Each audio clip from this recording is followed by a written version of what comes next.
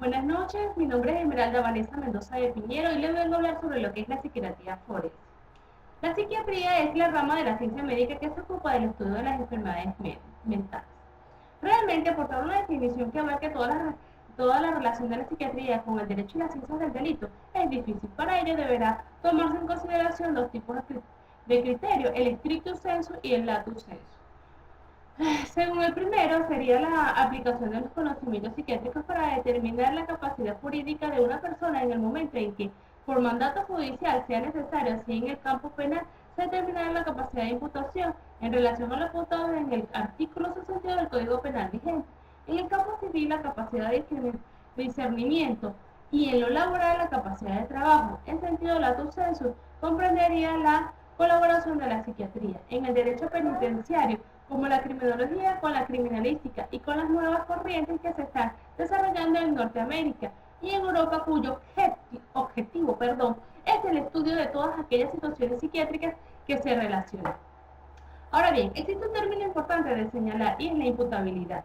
El término imputabilidad tiene su origen en el verbo latino imputare, que significa atribuir en materia penal en la atribuibilidad o sujeto de un acto castigado por la ley, por lo que se declara culpable y se impone las sanciones, responsabilidad.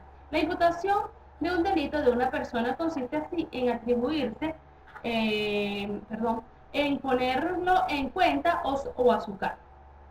Ahora bien, nuestro Código Penal se refiere a enfermedad mental suficientemente que altera el término en la conciencia y en segundo término la libertad de sus actos. Ahora bien, otra definición es la responsabilidad. Está fundamentada en la imputabilidad y en la culpabilidad. Es responsable solo quien tiene capacidad para sufrir las consecuencias del acto delictivo y este será el sujeto imputable y culpable. La responsabilidad por ser cuestión jurídica es únicamente competencia del jurista. Ok, otra definición que podemos decir es la culpabilidad. Este concepto reviste cierta complejidad ya que el significado varía considerablemente si se estudia desde el punto de vista psiquiátrico o desde el punto de vista jurídico. Para algunos autores, culpabilidad sería la reprobación de la gente porque no ha obrado conforme a su deber. Ahora bien, ¿qué es la enfermedad mental?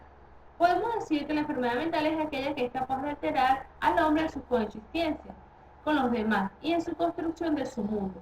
Existen diversas teorías para tratar de explicar qué produce la enfermedad mental. Entre ellas encontramos las teorías psicogenéticas de los factores ambientales, la teoría psicogenética de inconsciencia patagónica, ¿okay? Las teorías psicogenéticas mecanicistas y las teorías organogenéticas dinamistas. Ahora bien, la enfermedad y la tipicidad del delito. Los signos patagónicos portadores de especificidad están muy desacreditados en medicina. No podía esperarse que lo lograra aquí mejor fortuna. Hay, sin embargo, delitos que sin ser específicos son típicos de determinadas enfermedades. Así muchos enfermos pueden realizar homicidios, pero el asesinato de multitudes es tipificado paranoico. Muchas personas se suicidan, entre ellos los depresivos destacadamente, y no solo los endógenos, sino también los reactivos. El suicidio de los cónyuges y a veces con los hijos es típicamente depresivo. Muchos enfermos pueden ser incendiarios, pero frente al incendio provocado por descuido del senil o del paralítico del esquizofrénico. Hay un tipo de incendio típico de las reacciones nostálgicas de las muchas de servir jóvenes por lo común. Ahora bien, la diferencia esencial con los psicópatas desde el punto de vista criminopatológico está dada por la singularidad del delito, la adecuación del delito a la personalidad originaria del delincuente. En los psicópatas, el delito se adecua a su personalidad actual y anterior a la comisión del mismo. En el demente, el delito es expresivo de su personalidad actual, pero no de su personalidad anterior. Ahora bien, otro punto importante de zona son los grandes síndromes psiquiátricos. Los síndromes psiquiátricos los tenemos la psicosis, la neurosis, trastornos de la personalidad, desviación y trastornos sexuales y el retraso mental. Comencemos con el primero, que es la psicosis. Es un trastorno mental generalmente severo que desorganiza la personalidad, incapacita psicológicamente al sujeto y lo desconecta del mundo real al tomar por verdaderas sus propias producciones mentales patológicas, alucinaciones, ideas delirantes, entre otros. Otro rasgo distintivo del paciente psicótico carece de conciencia de enfermedad mental o INSIC, es decir, que no se considera enfermo. Ahora bien, estas se pueden clasificar en psicosis de fundamento somático desconocido, psicosis de fundamento somático conocido, psicosis sintomáticos, psicosis orgánicas y la psicosis exotóxicas. Sigamos con el punto de lo que es neurosis. Una de las características más importantes de la neurosis es que son trastornos generales de trauma psicológico, de acuerdo con el modelo teórico psicodinámico.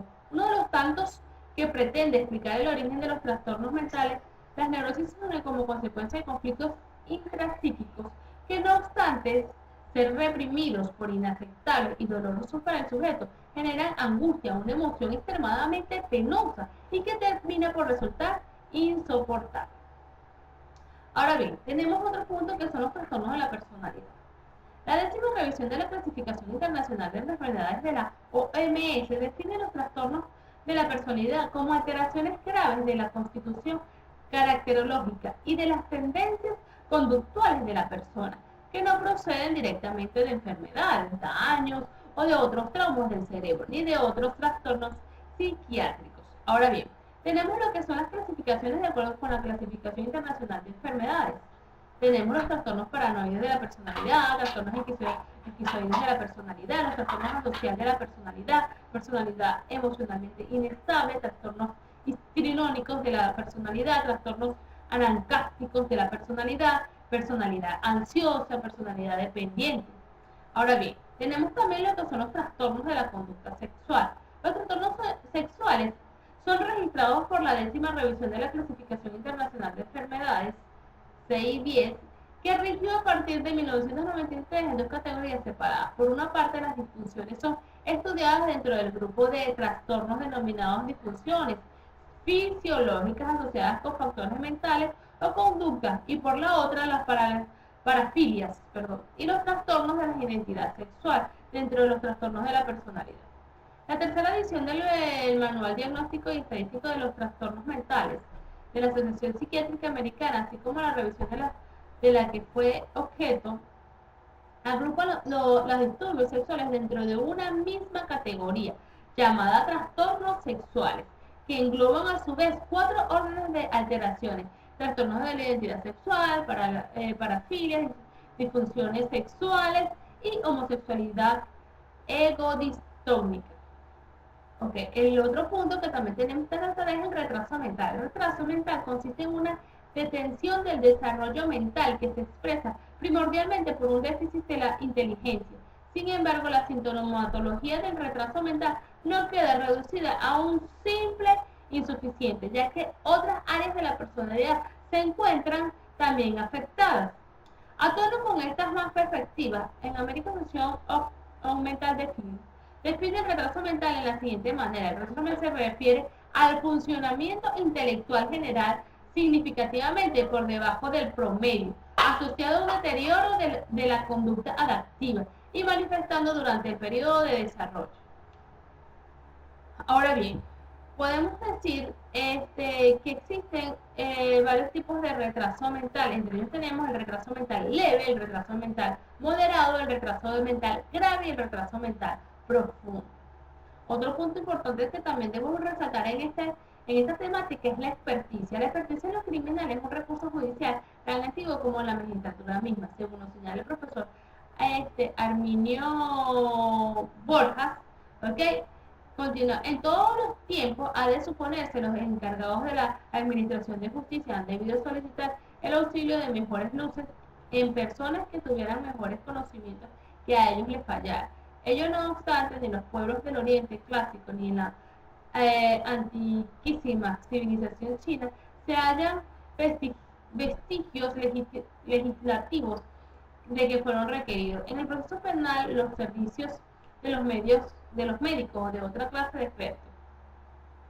Ahora bien, en la confesión espontánea del profesor, en las posiciones de la parte custodiora y civil, en la inspección ocular, en los documentos públicos y privados, en declaraciones de testigos, facultados peritos, en incidentes y presunciones.